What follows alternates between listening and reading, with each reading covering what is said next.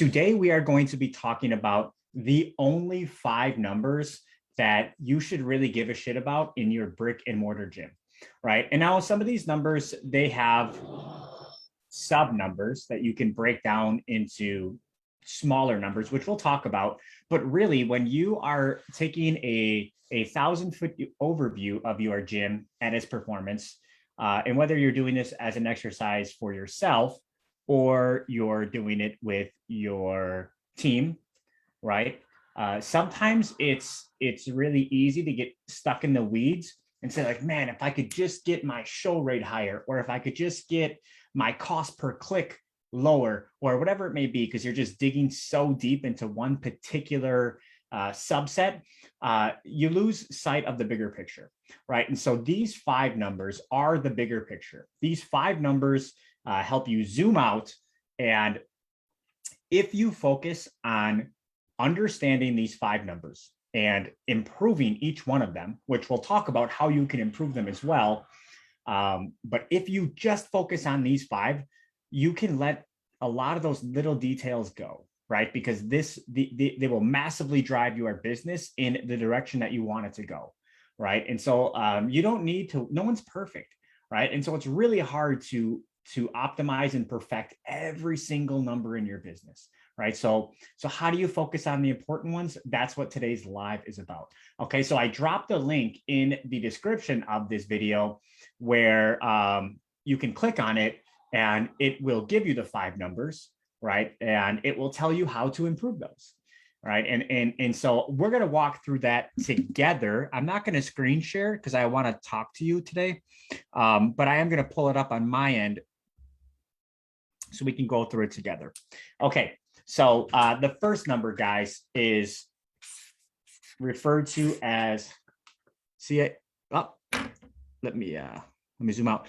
CAC, cost to acquire a new customer. Okay, so this number is one of the most important numbers because it allows you to understand what you can spend or how much it's going to cost to get a new client, right? And so in our service industry, it's the cost to acquire a new customer. Sometimes in product industries, it's the cost to sell a product or acquire a new customer by selling a product.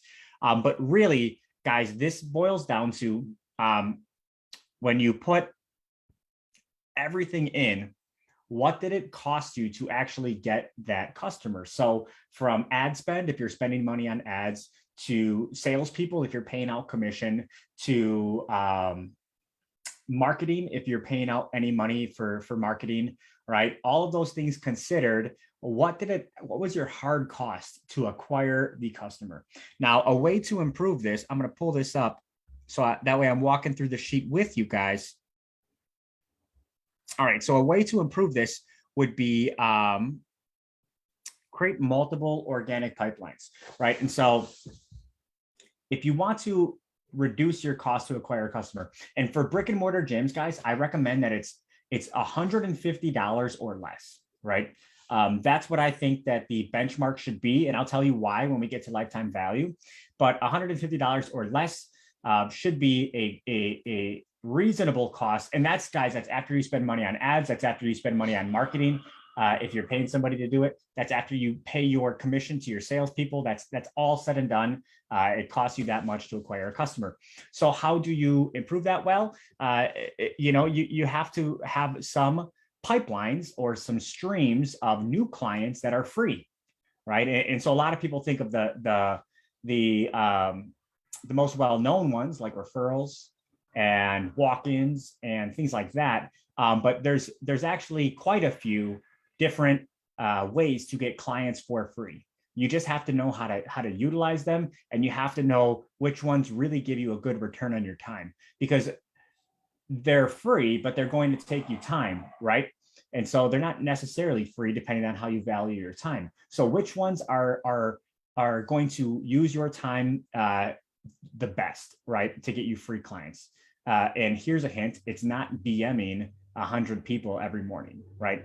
That there's a cost to that, guys. Even if it's free, there's a cost to it. It's stressful, it sucks, it takes time, it takes valuable time. Your morning is your most valuable time. And so there's way better ways to do it. Okay. If you're successful doing that, then I'm happy for you, but there's better ways, right? Okay, so the next number that I want to talk about is, let's write this down. LTV, lifetime value. All right. Lifetime value is how much a customer is going to pay you before their relationship is completely over with you, right? And so what impacts lifetime value? Well, how much you charge them, what your price is, that's how much the payments are, and then how many payments they give you before they quit, before they're like, hey, I'm out of here, right? And that's pretty much it. And so the higher number of lifetime value that you can have, obviously the better it is for your business's ability to generate revenue. Okay, so let's take a look at that. There's two ways to improve lifetime value. Number one is to keep people longer, right? And number two is to get them to pay you more. Okay.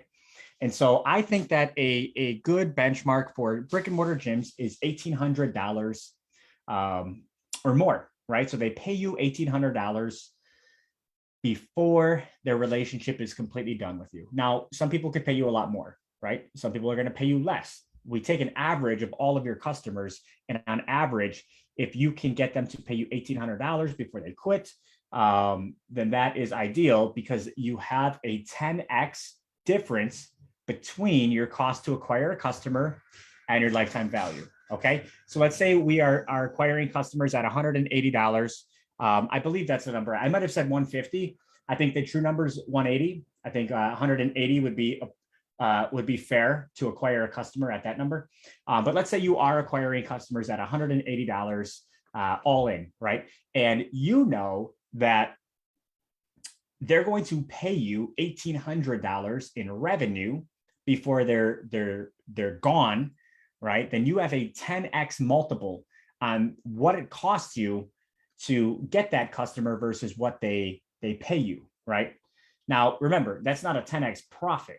You got to spend a lot of money to service them, and we'll talk about that in another number. But that's a great starting point, 10xing the revenue that you're spending on expenses. Because remember, I'm going to try not to get too deep, but when you expense something, it's coming out of your profit, right? So you need to make up that expense with profit, not with revenue, right? You can't make up your expenses with revenue. You have to make them up with profit, right? And so we'll talk about why that's important, and that's how gym owners sometimes dig themselves into a hole, because the relationship between expenses and revenue isn't what it should be, right? The relationship should be between expenses and profit.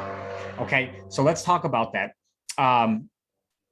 So two numbers impact lifetime value: your price that you charge people, and your churn. And churn is what percentage of your membership base is quitting every month, right? And so let's say you have 100 members and 10 of them quit. That's a 10% churn, okay? Now, our goal would be to keep it at 5% or lower, right? Because then you can grow. You can grow and grow and grow. It's a lot easier to make up 5 members than it is 10. Okay, so if you can improve your churn and you can charge more, your lifetime value will be much higher. And we want our cost to acquire a customer to our lifetime value of the customer to be as disproportionate as possible, right? And if we can do that, then your business is going to be highly profitable, okay? And so the third number that we want to take a look at is called ROAS. I'm going to write that down.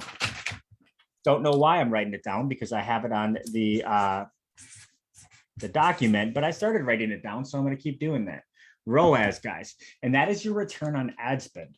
Okay, and so that's an important number to know, because almost all gyms are spending money on ads, right? And so it's really important to understand, if you put X amount of dollars into this ads machine, how much money is it giving you back, right? And so there is a few ways to analyze this, and my favorite way is contract value, right? Because you're not going to get all of the cash that same exact month that you're spending the money, right? But you will get that cash eventually, unless you have a huge problem with collections, which you shouldn't. And if you do, you need to change your model. If you are unable to collect more than, 90% of your billables, then there's something going on with your offer. You should be able to collect 90% or higher of all of your billables. But without going into a side tangent here, the guide for this number should be about 10x ROAS, right? And so if you spend $2,000 on ads, right, then you should get $20,000 in contracted revenue, meaning that you might sell Mrs. Jones a 6-month program for $1,800, but she only pays you $300 that month, right?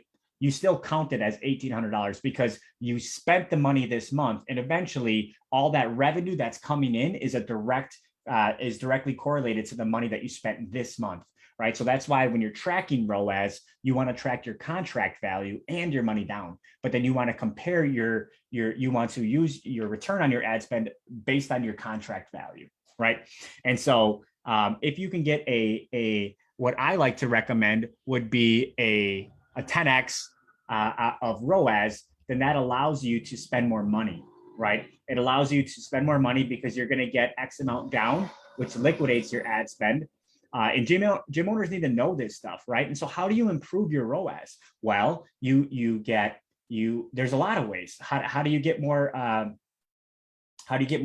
people to click on your ads? Copy, creative, offers, landing pages. These are all ways to improve your return on your ad spend.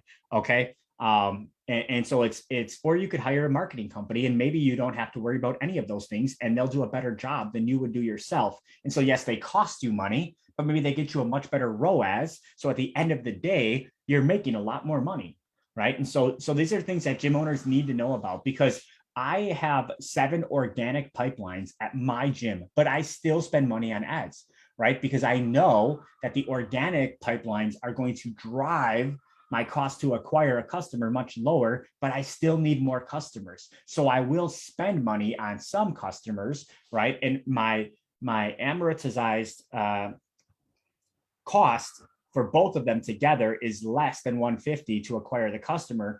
And so I understand those numbers, which makes me confident in my ability to keep spending money on Facebook ads because I know my ROAS, right? And so this is something that you have to know. And with this, guys, I mean, you don't have to know these numbers, but then you can't complain when your business isn't financially successful, right? I mean, it could be successful that it's your passion and it allows you to live the lifestyle you want, and it's not a 9-to-5 job and all of those things, right?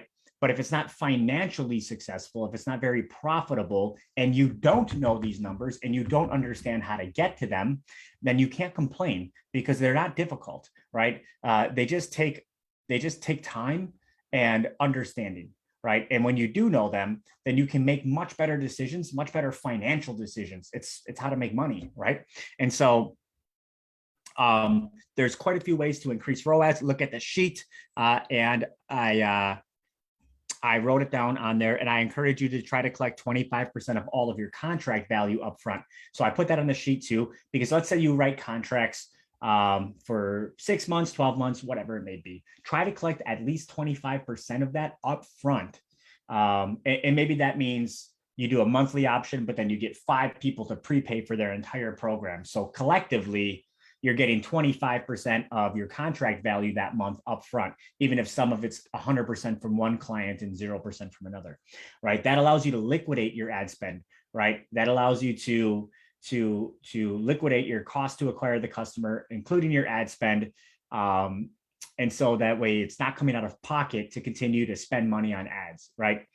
So let's talk about the next number, which would be percentage of leads closed. Okay, so this number is really, really important because it allows you to dig a little bit deeper into the pipeline of how a lead becomes a customer. Okay, so what percentage of your total leads did you close? And based on what your percentage is, we can identify where your bottleneck is. If you have an issue with acquisition and getting new customers, this is what you want to look at. Okay, and so our recommendation is closing 10% of your total leads. So if you have 100 leads for the month, 10 of them become new members of yours. Okay, if you're off a lot one way or the other, then either you're doing something very good, or you're highly qualifying your leads, which might make them expensive, right? And so that's something you have to be aware of. The more you qualify a lead, before they actually meet with you, or before they become a lead, that would, I mean to say, you may close a much higher percent of your total leads, but the lead's going to be much more expensive, right? Because of the qualification that you put them through. Or you could blast something that is a crazy free offer, not qualify them whatsoever, and have a shitload of leads, but you're not going to close 10% of them because they're not qualified, right? And it's going to take you more time to work a list that big as well. And you always have to remember that your time is money as well. And so let's talk about closing the percentage of leads. So here's some things that impact your ability to close a high percentage of your leads. Number one is how many leads you are getting, right? If you are getting a lot of leads, it's hard to close as many because there's a lot of work. Number two is the schedule rate. How many of them are actually scheduling appointments with you, right? If you have bad availability, right? You're only available Saturday from 8 a.m. to 11, like good luck getting everybody scheduled, right? So if you have bad availability, your schedule rate's going to be low, or you don't have a mechanism where they can self-schedule and you're trying to schedule everybody yourself, right? Again, that's going to decrease the total amount of leads that you're able to close because you have bottlenecks here. The next thing would be show rate. So you have appointments that are scheduled, but they're not showing up, right? Maybe you don't have an automated lead nurture software that is sending them appointment reminders and sending them, asking them questions about their goals and things like that. And so you're like, yeah, but I do that. Do you do it every single time without ever forgetting, right?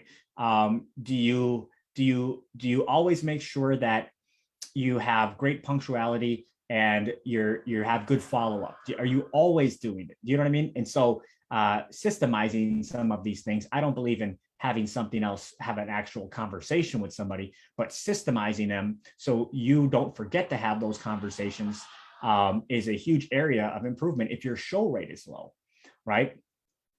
Next, after show rate, they show up, but you don't close them, right? Maybe you're very bad at sales. And so you're getting quite a few leads to show up, but you haven't ever done any sales training, and you don't understand the difference between maybe selling the transformation instead of selling the transaction, right? If you're thinking in terms of transactional, like, hey, look at all my stuff that I have, and I'll charge you, $100 a month to use all of my stuff and work out with my coaches, right? That is transactional, right? You're selling stuff. You're selling access to equipment and things like that. Maybe you should try selling the transformation. It's, hey, Mrs. Jones, with all of this stuff and with these amazing coaches, we are going to be able to get you from where you're at now to your goal of 40 pounds lost in 6 months because we have all of this stuff. I'm not selling you this stuff. I'm selling you the result that you came in here for, right? And my team and I can absolutely deliver, right? And so if that's exactly what you were looking for, was 40 pounds lost in this time frame when you stepped in this door, let me tell you, I can deliver, right? And here's how I'm going to do it. And then you go into your pitch and whatever it may be, right? And so maybe you need to work on sales. And so that will largely impact the total amount of leads that you close. Okay. And so that is a very fun exercise to do, percent of leads closed. And if you're below 10%, let's take a look at one of those and see where the bottleneck is. To give you a very quick breakdown, it should be about 50% across the board. 50% of your leads schedule, 50% of them show up, and you close 50%, right? That's going to average out to, I think, 12.5%, somewhere. Yeah, 12.5% would be if you did 50, 50, 50, you would have 12.5% of your total leads being closed. Okay, next, profit, the final number, guys, profit. Okay, so profit is broken down into two subcategories, which is gross profit and net profit. Gross profit is how much it's costing you or how much money is left over after you pay direct labor, right? So payroll, for the most part. For most of us, it's payroll. And not all of payroll, just servicing the sessions, right? And I know it gets tricky, but you would not put administrative roles or things like that, management, cleaning the desks, into gross profit. That would be net profit, because those are not directly correlated to the actual service being performed. So as an example, the goal here would be 60% would be the gross profit that you need to have as a brick and mortar gym after you pay out your employees. You need to have 60% left over after you pay out your coaches. So an easy way to do that is pay your coaches 40% of what the client's paying you, or less. And then you would have at least 60% left. And then from that 60%, you use that to pay out the rest of your expenses, right? So utilities, rent, cleaners, equipment, all of that stuff. And then after you pay out all the rest of that stuff, whatever's left, that's your net profit. And our goal for net profit is 20% for brick and mortar gyms. Okay. So that is how you break down gross profit versus net profit. And so ways to increase it would be increase revenue, right? Number one, sell more stuff for longer periods of time and collect more cash, right? Or number two, decrease expenses, pay your coaches less and spend less money on other things. That's all. That's the only way you can manipulate profit, is increase revenue, decrease expenses. But a lot of gym owners don't know what their true profit is, right? And so the first step would be really understanding what your true profit is, every dollar coming in versus every dollar going out, and how it's broken up. So I dropped a sheet on here so you guys can go through it. I don't want to get too much more deep into these numbers, because I know numbers can be boring. And I know it's not the most fun thing to do, but it is something that's incredibly important if you're looking to have a business that gives you financial freedom. You have to know these numbers. You have to know the baseline or the metric that these numbers should be at. And then you have to understand how to manipulate your numbers one way or the other. So these are the 5 numbers that if you really spend time learning them, digging into your business and identifying where they're at now, and then figuring out how you can manipulate them, you will feel much more confident in your ability to grow your business, especially profitably and financially. And that's kind of what I wanted to walk through today, because I know a lot of gym owners are stressed out about, they don't know where the money's going. They think that because they're paying, $20 for a conversion on Facebook ads, that it doesn't make sense to run ads, when really they could easily have a 10x ROAS, right? They could easily have a 10x ROAS when they break down the number, and they make the decision to stop running ads because they were looking at a $20 cost of conversion, right? When that actually is not the number you should be looking at when you are making the decision of whether you should continue running ads or not. You should be looking at your ROAS, right? Or they will sell short-term challenges or something like that, when based on their lifetime value, right? They're spending okay, let's do an exercise. Let's do a 5-minute exercise if you're still with me here.